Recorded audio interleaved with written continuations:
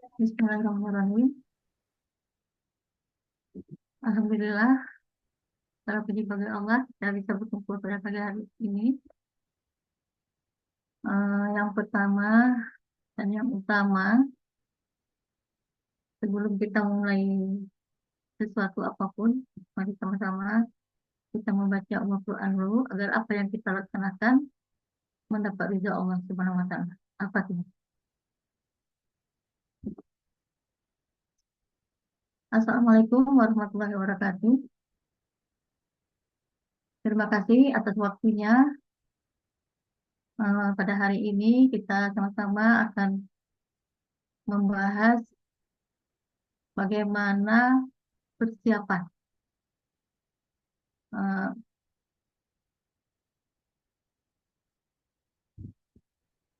melakukan persiapan pelaksanaan keselamatan dan kesehatan kerja konstruksi dan pemeliharaan konstruksi. Ini pekerjaan kita orang-orang konstruksi, sipil atau siapapun yang berkecimpung di dalam konstruksi. Eh, ini kegiatan kebiasaan, karena kebiasaan biasanya itu dianggap remeh. Tapi ada hal-hal tertentu yang tidak bisa kita anggap remeh dan perlu kita pelajari. Untuk itu, eh, pada hari ini kita akan melihat apa dan bagaimana melakukan persiapan pelaksanaan keselamatan dan kesehatan kerja konstruksi dan pemeliharaan konstruksi. Oke, eh, selanjutnya ini ada sedikit biodata saya dan pekerjaan yang sedang saya geluti. Jadi ada selain saya guru di SMK 2 Banda Aceh, kemudian agar interaksi terjadi, eh, coba semua kita bisa memperkenalkan diri karena baru kali ini kita berjumpa.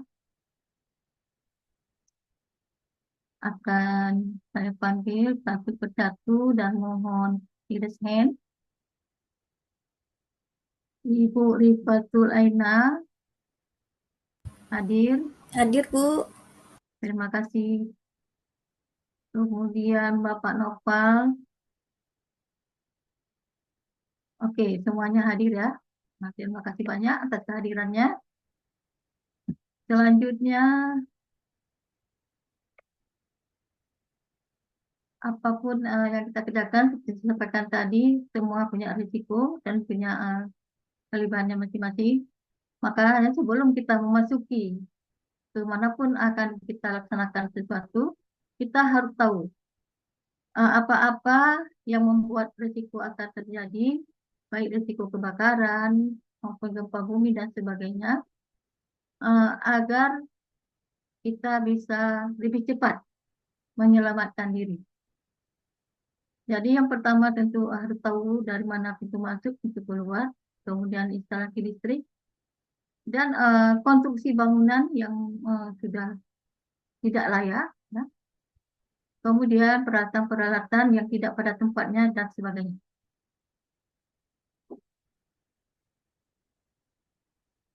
Jadi ini sedikit tentang melakukan persiapan keselamatan kerja dan pemeliharaan konstruksi kerja. Ini terdapat di SKK ANI nomor 13 tahun 2024 dengan kode unit M71 PK 0004 00.0042. Bagaimana menyiapkan dan menerapkan dan melaksanakan rencana keselamatan kerja dan kesehatan kerja. Inilah gunanya kita akan membahas tentang rencana pelaksanaan K3 ini. Tapi sebelumnya yang harus kita ketahui, untuk bekerja itu yang pertama, yang utama yang harus kita jaga adalah kesehatan. Jadi untuk apa sudah capek-capek mencari job ya. Kalau pada saat akan melaksanakan itu kita tidak sehat. Karena kesehatan adalah nilai yang paling mahal dalam hidup. Makanya kalau kita sehat, maka kecelakaan kerja akan bisa terhindari.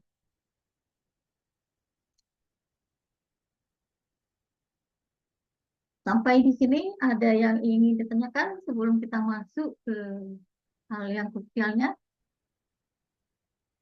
Oke, terima kasih Ibu Rifatul. Iya, ini pertanyaan Ibu Rifatul, kenapa sekarang banyak sekali terjadi keruntuhan-keruntuhan atau banyak kali yang jatuh dari pekerjaan. Inilah karena kelalaian daripada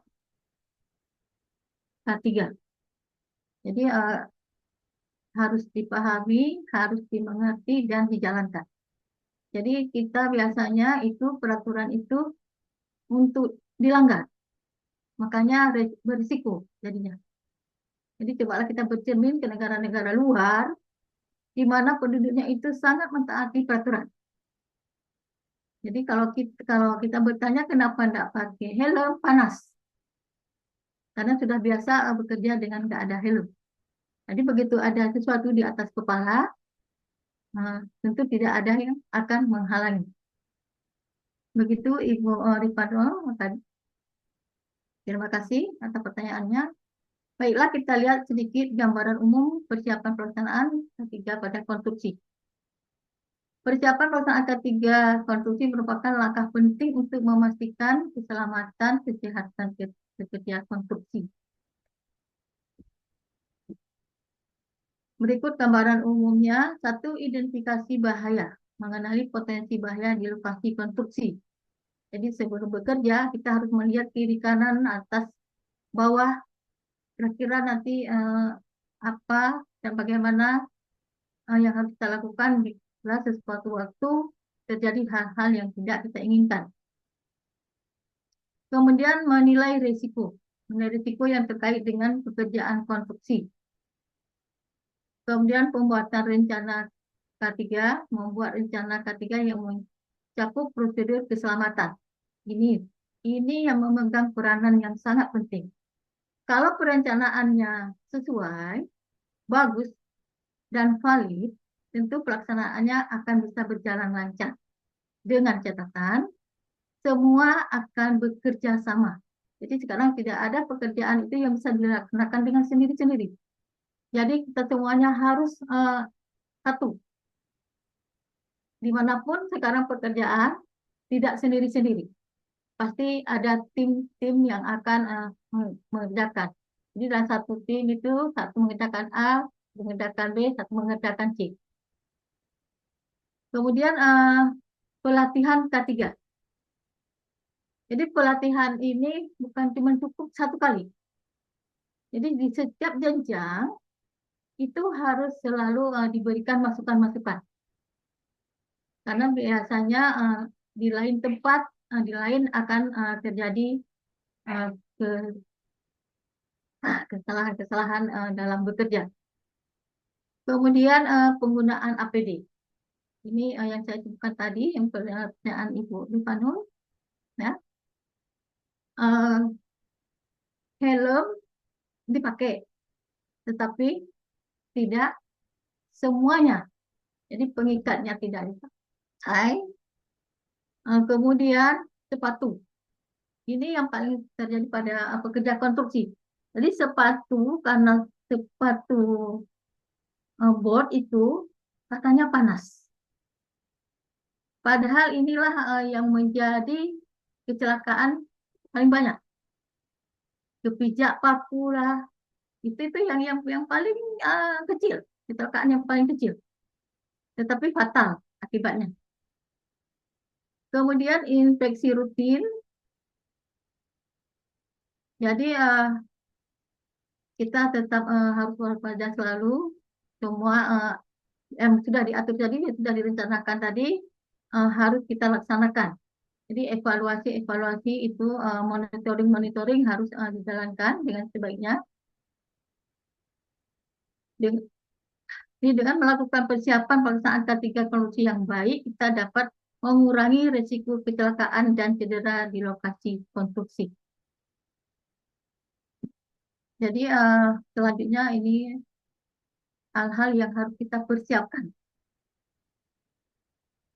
Jadi harus ada laptop atau PC, kemudian proyektor, printer, scanner, meja, dan kursi, kemudian alat pelindung diri dan alat pelindung kerja. Kemudian ada artikel, brosur, panduk, poster, dokumen kerja, dan kertas. Sikap kerja, seperti yang sudah disampaikan tadi, yang pertama tentu bertanggung jawab, teliti, dan uh, cermat. Kemudian empati. Jadi empati ini yang sekarang sudah terkikis di zaman gadget ini. Jadi ya kalau ada yang kecelakaan, ya sudah. Jadi mungkin dengan ada pelatihan-pelatihan ini, kita bisa menarik lagi bagaimana seharusnya kita sesama. Jadi tidak melihat saja atau tidak cuma membantu sekedarnya, tetapi marilah sama-sama kita mulai dengan niat yang baik dan akan akhiri yang baik pula. Kemudian aspek kritisnya, kecermatan dan ketelitian dalam menentukan tingkat potensi bahaya setiap lokasi kerja sesuai dengan hasil survei. Kecermatan dan ketepatan dalam menentukan lokasi dan posisi penempatan jenis media konstruksi K3 pada titik-titik potensi bahaya. Jadi ini kebetulan ada pengalaman pribadi saya yang kemarin di Melabo. Ya. Jadi tidak terdapat ada tanda bahaya. Makanya ini sekarang mohon maaf, saya banyak sekali apa keterlambatan dan sebagainya. Yang sebenarnya ini saya nggak bisa jalan karena kaki ada keretakan di kaki karena masuk ke dalam lubang yang di tempat acara kemarin. Jadi untuk ini saya mohon maaf sekali. Jadi di mana ada tanjakan, di mana ada turunan, di mana ada lubang, kemudian ada hal kelistrikan, itu harus ada instruksi atau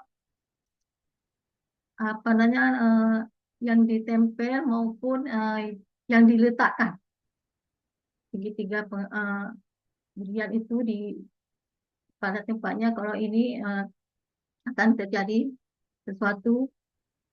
Jadi semua peralatan ketika itu harus ada pada tempatnya.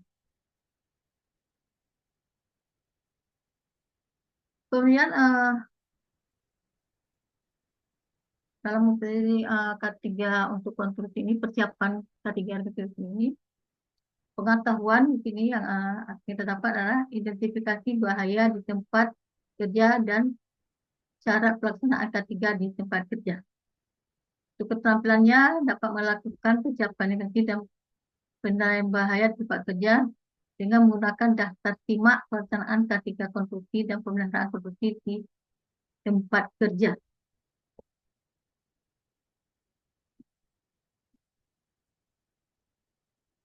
Kita punya ini. Kemudian teliti dan cermat dalam sikap kerja ya. Teliti dan cermat dalam menentukan titik potensi bahaya. Ini yang apa yang benar-benar harus diingat, harus dimengerti dan harus dilaksanakan. Di mana tempat-tempat yang paling berbahaya dan berpotensi berbahaya. Di setiap lokasi kerja sesuai dengan hasil survei dan mengidentifikasi peralatan dan perlengkapan kerja sesuai dengan kebutuhan dan metode kerja. Kemudian cermat dalam menentukan lokasi dan posisi penempatan jenis media komunikasi K3 pada titik-titik potensi bahaya. Ada persiapan yang harus kita kerjakan, yaitu satu, mengidentifikasi bahaya. Jadi kita ke lokasi pekerjaan, mengenali potensi bahaya di lokasi konstruksi seperti jatuh, misalnya. Kemudian nilai risiko pembuatan rencana K3, ini turun pelatihan, tadi kemudian menekan alat pelindung.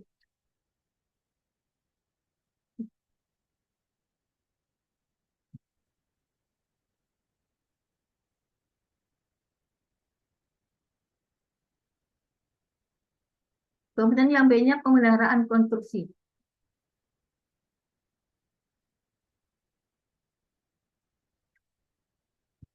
Sebentar saya inspeksi rutin ya.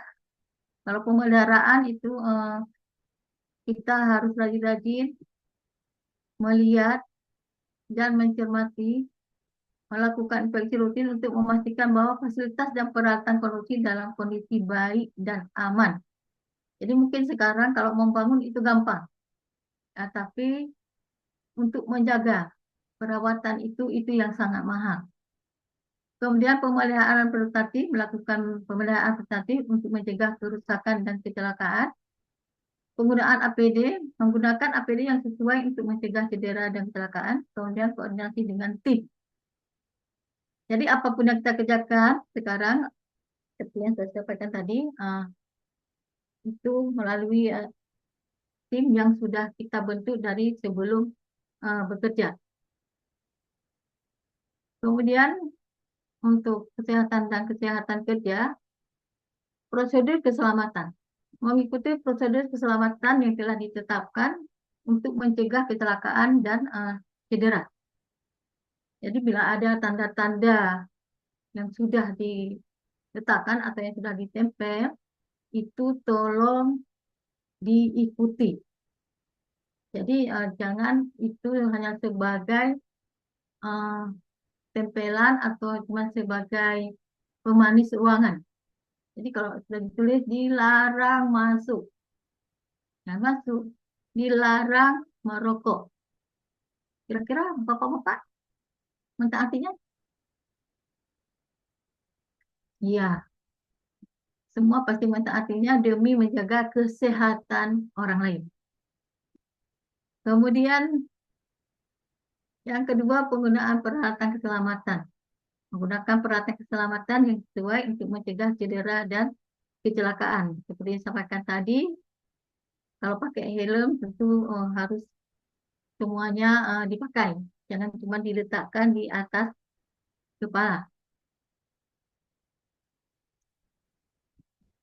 Kemudian langkah-langkah persiapan yang perlu dilakukan. Yang pertama tentu kita harus mencari dulu informasi. Kumpulkan semua informasi yang berkaitan dengan potensi bahaya di tempat kerja, termasuk daftar kecelakaan kerja, penyakit, absensi, dan laporan dari tim K3, P2, K3, supervisor, serta keluhan pekerja.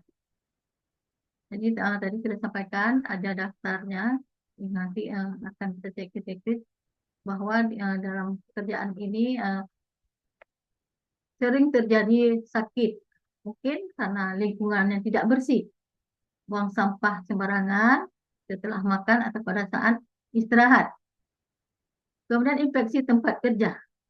Lakukan inspeksi visual secara menyeluruh untuk mengidentifikasi potensi bahaya yang mungkin ada. Perhatikan kondisi mesin, peralatan, tata geraha, dan area kerja secara keseluruhan. Ini yang sangat riskan dengan mesin-mesin, apalagi dengan arus listrik atau mesin-mesin listrik dan air. Apalagi pada saat sekarang itu listrik timbul tenggelam ya. Kemudian identifikasi bahaya kesehatan yang bisa sampaikan tadi. Diperhatikan potensi bahaya yang dapat menyebabkan gangguan kesehatan pada pekerja, seperti paparan zat kimia, kebisingan, getaran, atau kondisi kerja yang tidak ergonomis. Kemudian investigasi insiden, analis setiap insiden yang terjadi untuk mengetahui penyebabnya dan mengidentifikasi potensi bahaya yang terlewatkan. Jadi kalau sudah ada satu yang terjatuh, jangan dibekerjakan seperti itu lagi. Jadi harus kita buat catatannya dulu, harus kita eh, review dulu kenapa jatuhnya.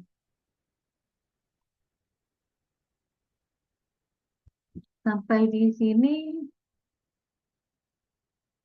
abang-abang, adik, ada yang mau ditanyakan? Ini anak-anak vokasi, harapan bangsa, penerus masa depan, ya. Coba kita yayalkan vokasi dulu. Jadi yayal vokasi itu, vokasi hebat, Indonesia kuat. Satu, dua, tiga. Vokasi hebat, Indonesia kuat. Jadi inilah harapan kepada anak-anak muda Indonesia yang akan melaju nanti, dan jangan lupa ada demografi ke depan. Jadi persiapkan diri dari sekarang. Kemudian praktek kerja. Jadi ini yang pertama kita tadi harus menyusun rencana kerja pelaksanaan K3 di tempat kerja. Jadi setelah kita survei nanti akan kita susun apa-apa yang dikerjakan. Kemudian menyiapkan langkah-langkah pengendalian resiko. Karena tadi kita sudah melihat di mana letak pekerjaannya, tentu kita tahu di mana kira-kira nanti akan berisiko dalam bekerja. Kemudian melaksanakan persiapan administrasi seperti pekerjaan K3 konstruksi dan pemeliharaan konstruksi. Kesimpulannya,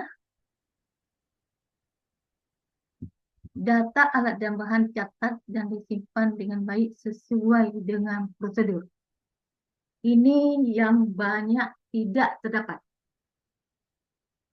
pada pekerjaan apapun. Begitu kita perlu, tidak tahu di mana penyimpanannya. Dan ini juga salah satu hal-hal yang akan menambah risiko.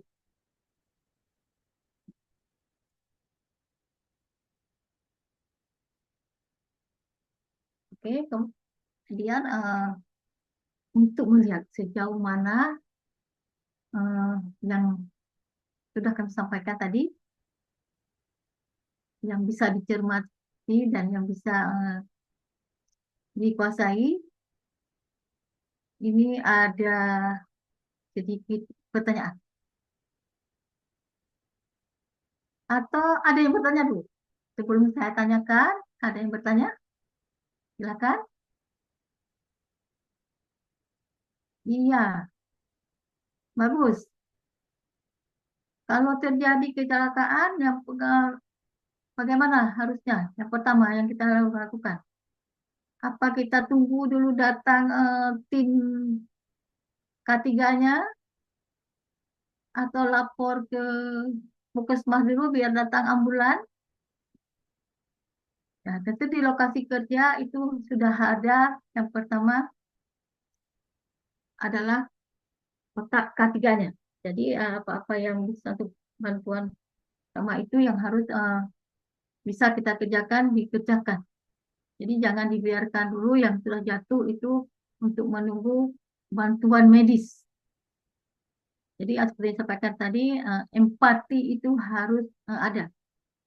Kemudian dengan cepat tentu pertolongan harus sudah disiapkan, ya, dan harus segera dievakuasi. Demikian, jelaskan persiapan pelaksanaan kerja K3 konstruksi. Jadi ini persiapan pelaksanaan kerja K3 konstruksi tadi sudah kami jelaskan, dan ini akan kami kasih tugas masing-masing ke lokasi proyek masing-masing. Tentu akan tidak sama karena ini ada sekian orang. Jadi pada pekerjaan yang tidak sama. Jadi biar kita nanti dapat masukan yang berbeda. pada pekerjaan kelistrikan, kira-kira kondisi eh, kecelakaan yang paling sering muncul itu yang bagaimana?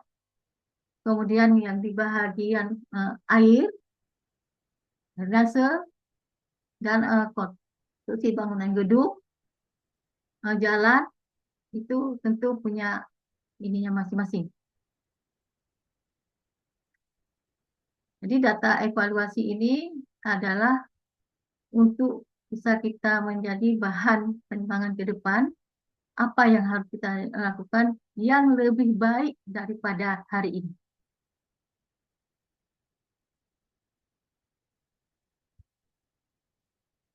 Kemudian dibuat daftar peralatan kebutuhan persiapan K3. Itu tugas tambahannya itu. Demikian yang bisa saya sampaikan pada hari ini. Kalau tidak ada yang bertanya lagi mengingat waktu, ya, karena masih ada hal-hal lain yang harus kita kerjakan tepat pada waktunya sesuai dengan aturan-aturan kerja. Untuk itu, lebih dan kurang saya mohon maaf karena saya cuma manusia biasa, kesempurnaan hanya milik Allah SWT. Wabillahi taufiq wal hidayah. Assalamualaikum warahmatullahi wabarakatuh. Waalaikumsalam.